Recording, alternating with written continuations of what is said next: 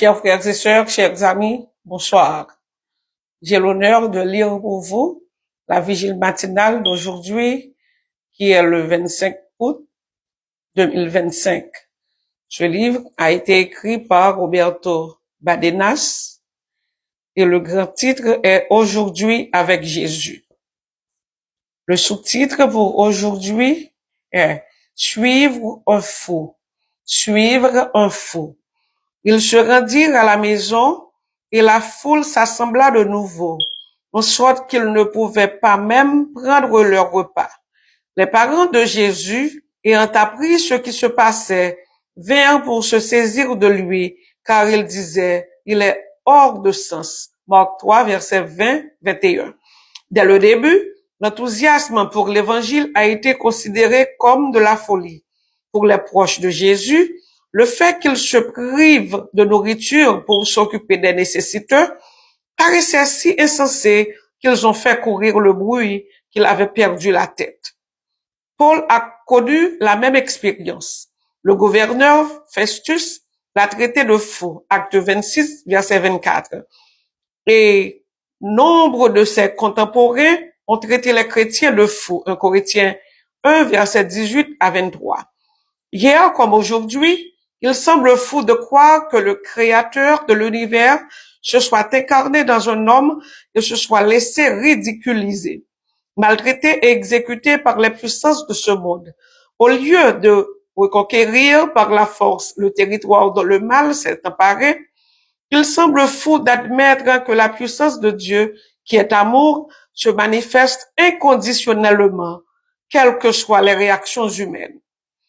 Il semble fou de s'identifier aux pauvres, aux exclus et aux maltraités de la terre, et de prêcher un Dieu qui supplie plutôt que d'exiger, qui s'offre plutôt que de prendre, qui propose plutôt que d'imposer, qui sert plutôt que de contraindre, qui renonce à son pouvoir par respect pour notre liberté.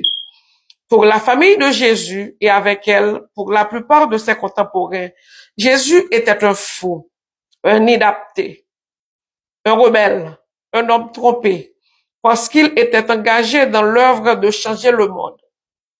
Une folie, en effet, car cela signifiait remettre en question leur paradigme de pouvoir, d'égoïsme et d'intérêt particulier. Son message est encore de la folie aujourd'hui. En suivant Jésus, nous, croyants, nous trouvons dans l'inconfort de suivre son exemple. Accepter Jésus comme notre maître nous oblige à renoncer à nous-mêmes et à nous charger de notre croix. Matthieu 16, verset 24. Mais d'une manière mystérieuse, cela nous adopte la joie et la paix, le bonheur et la satisfaction existentielle, parce que c'est se donner aux autres qu'il s'est donné pour nous. Ceux d'entre nous qui ont été infectés par la folie de Jésus peuvent être vilipendés, opprimés et même crucifiés. Mais on ne peut pas nous arrêter. Notre mission est d'être le sel dans une société blasée par sa propre insipidité. Le levain pour transformer une masse indigeste et la lumière pour dissiper les ténèbres dans lesquelles tant de gens se débattent. Nous sommes les disciples fous d'un Dieu follement amoureux de ses créatures. Jean 3, verset 16. Notre grande tâche est d'infecter et de répandre cette folie d'amour. Comment est-ce que j'agis aujourd'hui envers ceux qui me rejettent à cause de ma folie? Que Dieu vous aide et vous bénisse. Au revoir.